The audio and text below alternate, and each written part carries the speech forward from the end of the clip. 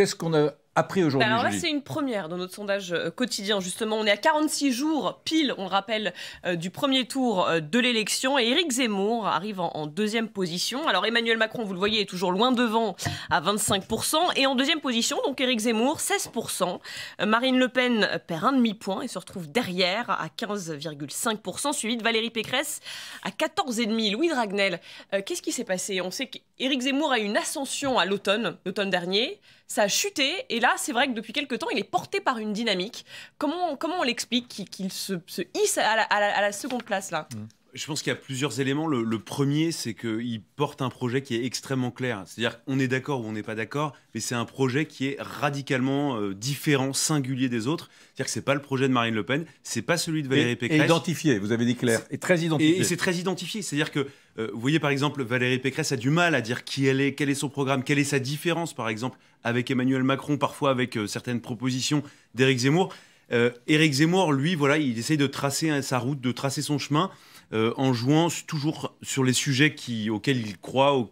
Mais on pensait que ces outrances, voilà, ces mots parfois déplacés, l'avaient fait chuter justement. Finalement, pas tant que ça pour une raison. Ne sont pas. Pour une raison assez simple, c'est que je voyais par exemple les dernières attaques, c'était il y a une semaine, je crois, de certains LR qui reprochaient par exemple à Éric Zemmour de soutenir Tariq Ramadan, notamment sur la question des femmes et tout.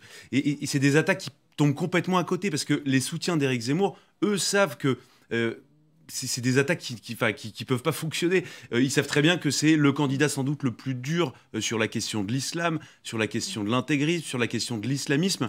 Et donc, si vous voulez, à chaque fois, quand je vois les attaques qu'essaye de faire à la fois la Macronie ou alors les opposants politiques d'Éric Zemmour, ça tombe un petit peu à côté. De la même manière qu'Emmanuel Macron, je trouve qu'il y a un parallélisme avec Emmanuel Macron. Vous risquez d'être long, là. Hein. Mais je termine simplement, on pose une question, je réponds poliment. Louis, vous faites des tunnels de temps en temps, vous êtes un remarquable éditorialiste. J'étais bien sous tout rapport, mais je réponds à une question. C'est l'introduction, ça? Non, c'est le début de l'introduction, c'est l'entrée, c'est la première entrée, Eric. Non, et simplement, je trouve qu'il y a un parallélisme avec Emmanuel Macron, c'est que très souvent, les attaques des opposants d'Emmanuel Macron tombent un peu à côté, et c'est pour ça d'ailleurs que Emmanuel Macron, c'est en partie pour ça qu'Emmanuel Macron est aussi haut aujourd'hui. Cela dit, ce sont les deux forces d'attraction. Et ce sont les seuls qui ont cette capacité à débaucher. Ouais, les débauchages, effectivement, ne convainquent pas les Français, ça déplace pas des montagnes de voix, mais ça montre où est la dynamique. Et dans une campagne, c'est extrêmement important. Ça joue beaucoup sur le moral, parce que ceux qui se font débaucher, les partis qui voient partir leurs troupes, pour le coup, je peux vous dire que ça fiche un sacré coup au moral. Renaud Pilat, le contexte général de ce rolling, parce que là, c'est quand même un croisement des courbes, voilà, en clair, selon notre rolling, IFOP LCI, il est au second tour, Éric Zemmour. Alors, le ticket d'entrée est très bas, il est à un demi-point au-dessus des autres, mais... On est dans la marge d'erreur. Ça change un peu la donne. Donc quoi, baisse de morale chez Marine Le Pen, chez Valérie Pécresse, on parlera de ces petits déboires dans un instant, grosse baisse de morale. À droite, c'est dur. À droite, c'est dur. C'est dur? À droite, c'est dur parce que là, la bataille pour la deuxième place, on est dans la marge d'erreur. On est à 0,5-1, mais il ne faut pas regarder que ça. Il faut regarder les dynamiques depuis 15 jours. C'est ça qui compte. Tous les soirs, on a une photo, mais il faut regarder le film. Et quand on regarde le film, la dynamique, pour l'instant, effectivement, elle est du côté d'Éric Zemmour, qui grappille, c'est pas un bond, mais qui de 0,5 en 0,5, maintenant, est devant. Marine Le Pen, flottaison pour l'instant, mais solide. Solide. Même si, depuis quelques jours, attention, les marinistes, les chevronnés disent... Il y a peut-être quelques petits signes de fragilité, notamment sur la sûreté de choix, alors qu'Éric Zemmour a une sûreté de choix du premier tour qui est forte. Le problème, c'est Valérie Pécresse. C'est là, elle s'est pas remise de son meeting, raté, et c'est vrai que pour l'instant, elle ne retrouve pas de l'oxygène.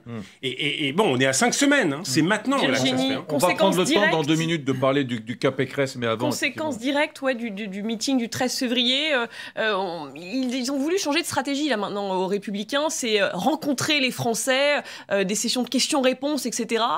Plus que des meetings où elle est peut-être moins à l'aise. Est-ce qu'elle a encore la possibilité de monter Valérie Pécresse, ou rien n'est joué là pour l'instant, ou elle a peut-être la sent mauvais possibilité pour de elle. monter, mais là, elle est surtout en train de descendre. Donc, avant de remonter, il va falloir qu'elle arrête la descente. Et c'est vrai que Valérie Pécresse, depuis quelques semaines, elle multiplie les déconvenues.